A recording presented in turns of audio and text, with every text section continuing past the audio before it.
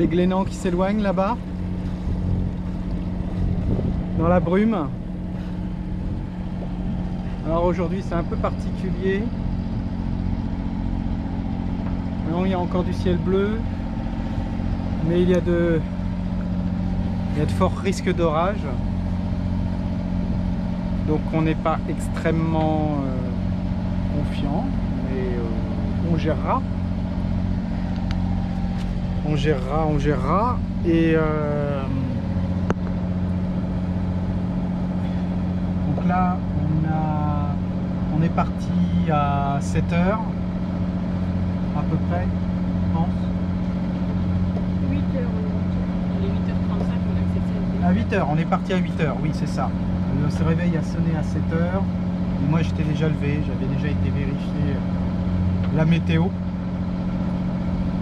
Météo me semblait pas si mal pour ce matin, là jusqu'à 13 h pour faire le trajet. Donc on avait plusieurs options, hein, comme je l'ai dit hier. Dans une vidéo précédente, c'était d'aller sur Concarneau ou d'aller sur un des petits ports qui est le long de la côte, style Port-Manec.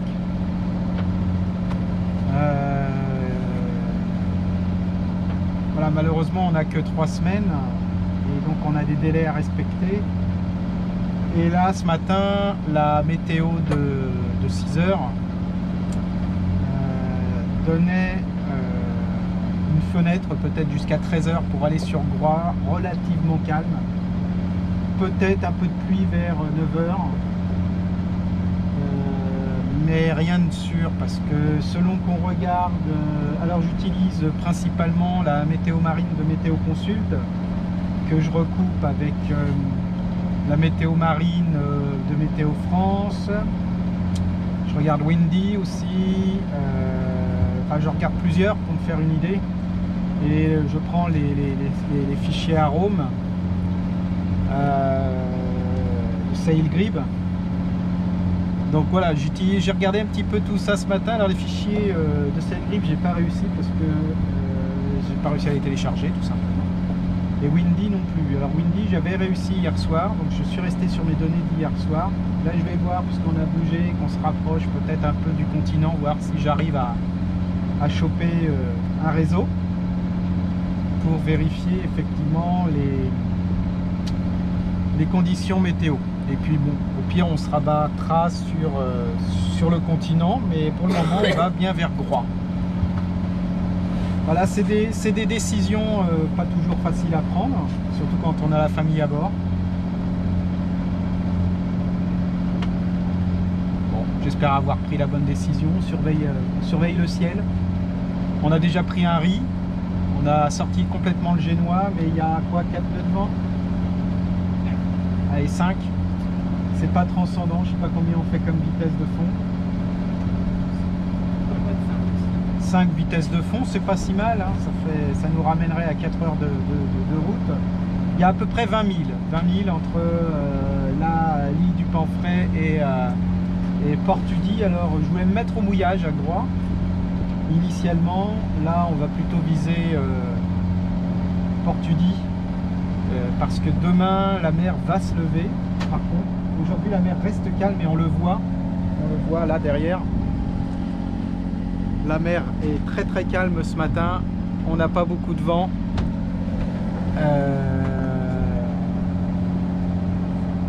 Ce qui ne veut pas dire qu'il n'y aura pas d'orage, mais pour le moment, voilà, les conditions de mer sont calmes. Par contre, demain, je pense que la mer va se lever à cause du vent qu'il y aura eu dans la soirée et dans l'après-midi d'aujourd'hui.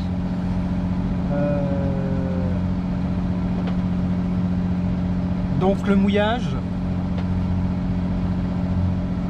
pas forcément une bonne idée. Là, en famille. C'est pas un mouillage pas confort, c'est pas top. Donc on va essayer de nouveau un port, malheureusement. Et puis ben on verra pour faire des mouillages à Belle-Île dans ce cas-là. La sécurité d'abord.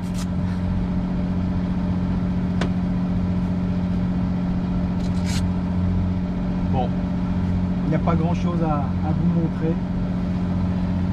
On fait route. faire route vers l'île de Groix.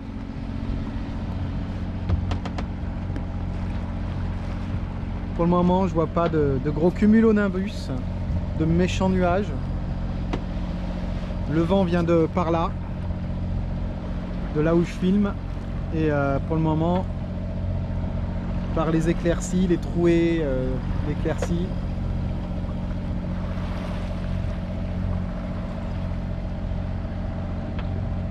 c'est très beau, la luminosité est très jolie. Il y a des casiers, hein. Des casiers toujours partout, hein.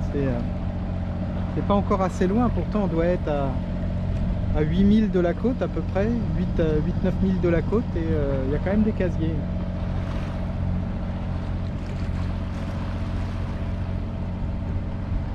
Enfin pour le moment c'est bien. Donc croisons les doigts, on a même pas mal de ciel bleu de ce côté là. Donc croisons les doigts. À la barreuse. Allez, je touche du bois. C'est pas du bois. Je touche du bois. Bonjour.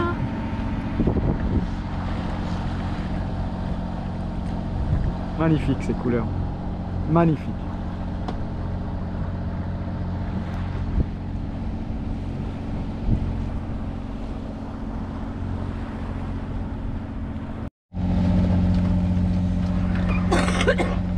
Ah, alors, tout autour c'est pétole. Bon, on a vent dans le, on a dans vent dans, ah, feu. On a le vent pratiquement dans le pif. Alors du coup,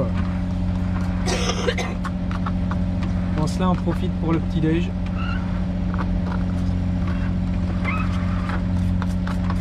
Petit déj dehors. Voilà. Donc pour le moment, même si ça commence à se noircir un peu, ça va. La météo tient. Donc on espère que ça va tenir encore un petit moment. Un peu sombre par là, donc faut se méfier.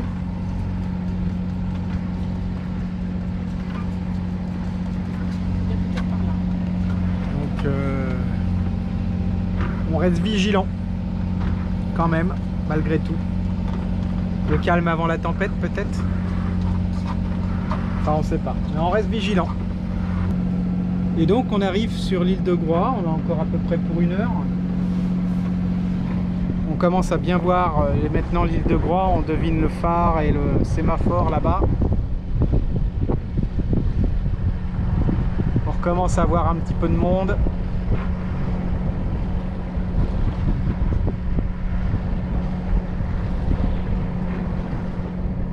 C'est dommage, c'est brumeux, gris.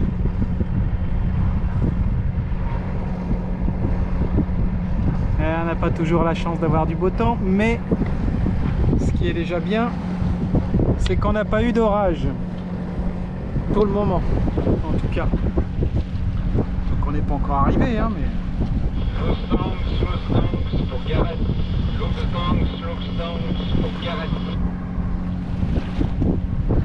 Et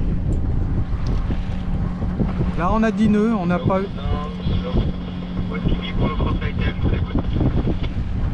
Donc là on a 10 nœuds à peu près de vent, on pourrait mettre les voiles, mais on vient de rentrer le génois, on a le vent, il peut pas être plus de face. Et là, avec les orages, je préfère être prudent et puis arriver au plus vite au port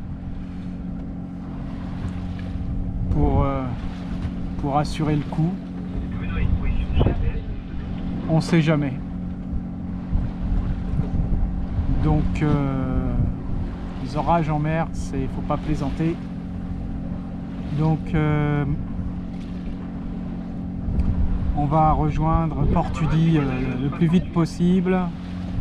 Là on fait du 5 nœuds au moteur. Tout à l'heure on avait remis un peu le génois, on était monté à 6 nœuds. Mais là on est vraiment vent debout. Donc du coup On n'insiste pas. On n'insiste pas et on a rentré le Génois il y a 5 minutes. Et on se dirige droit vers Portudie. Voilà, on arrive pas loin, d'ici une demi-heure, on devrait être sur Portudie. Et donc ça, c'est la pointe nord de l'île de Groix. Je suis pas sûr que ce soit que vous puissiez le voir. Donc là, vous voyez le sémaphore et donc j'allais dire derrière le petit bosquet d'arbres le plus à droite, il y a une petite pointe qui cache le phare de Penmen, qui est le phare de la pointe nord de l'île de Groix. Et donc Portudie est là-bas.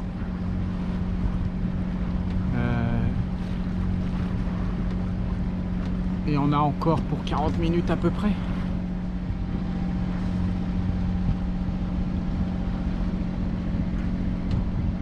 J'arrive pas à voir s'il a ses cônes.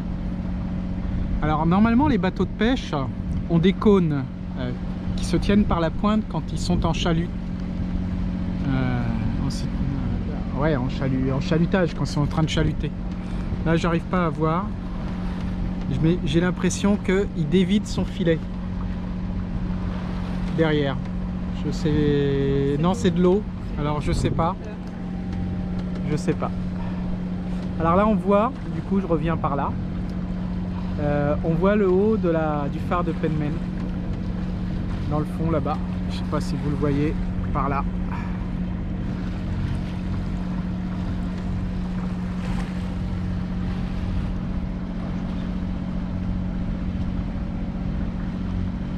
Oui, je pense que c'est un peu proche. Mais... Donc les côtes sont très belles.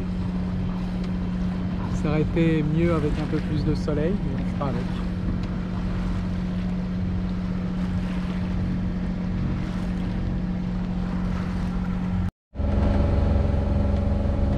Alors, on est en train de croiser un truc. Là, j'avoue, je sais pas trop ce que c'est comme bateau. Un côtre, visiblement. Alors, avec ces machins là sur les côtés. Peut-être une sorte de tonnier. Un ancien port-tonnier ici, alors peut-être que c'est ça qui a été fait pour les visites. Vous loupez un super bateau, hein, les enfants. On peut peut-être réduire un peu maintenant.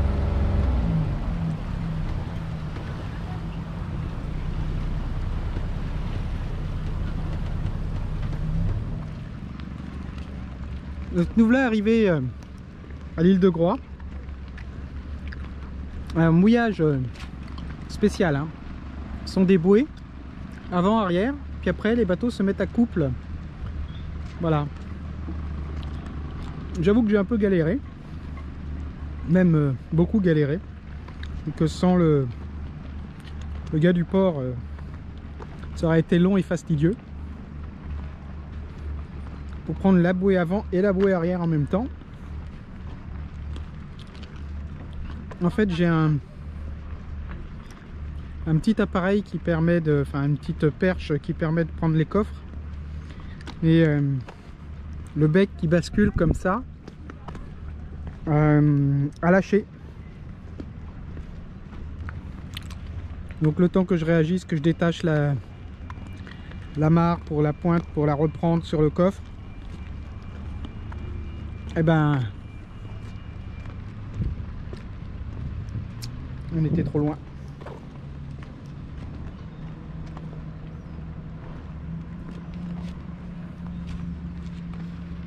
Donc voilà, c'est très beau. On voit Maï là, au milieu, avec son petit sac jaune là sur le côté. C'est Maï. Et là, et le bib à l'arrière. Donc sur la deuxième bouée, vous voyez la première bouée avec deux petits bateaux.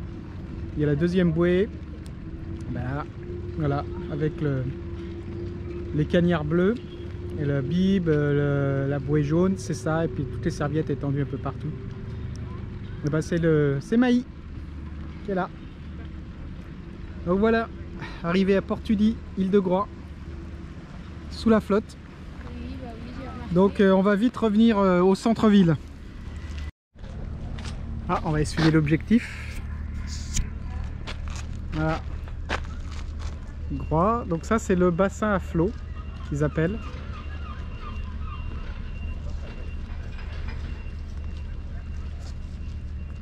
Donc là il y a un seuil à 3 mètres. Hein. Faut calculer son coût. Hein.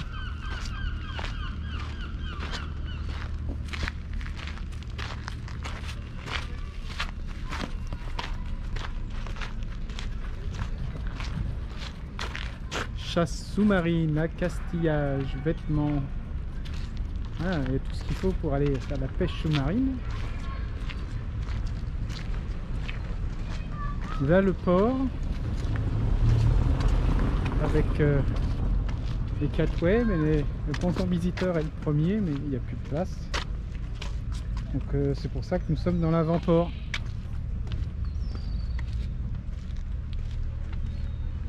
Voilà, le ponton visiteur est normalement ici.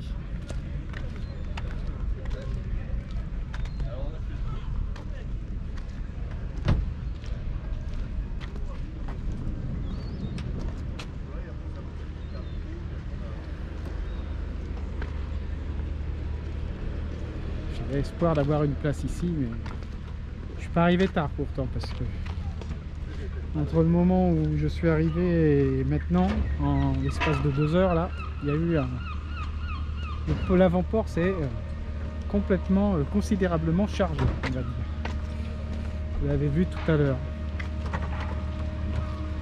Beau du four 44. Hein.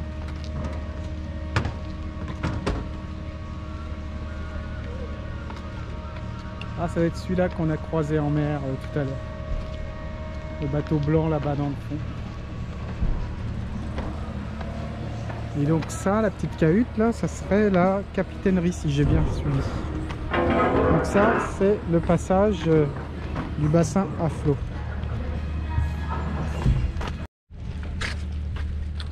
Alors la capitainerie, c'était pas là-bas, enfin ou c'était une annexe en tout cas. Il y a la capitainerie là-bas. Donc on va aller faire un tour pour voir comment ça se passe, parce que je sais même pas combien on paye pour l'avant-port. On est sur bouée, hein, donc il n'y a pas, il y a l'accès au sanitaire là, mais il n'y a pas d'électricité, il n'y a pas d'eau, je suis même pas sûr. J'ai pas vu de gasoil, il est peut-être par là-bas, là où il y a la vedette SNSM. Donc on va aller voir à la capitainerie.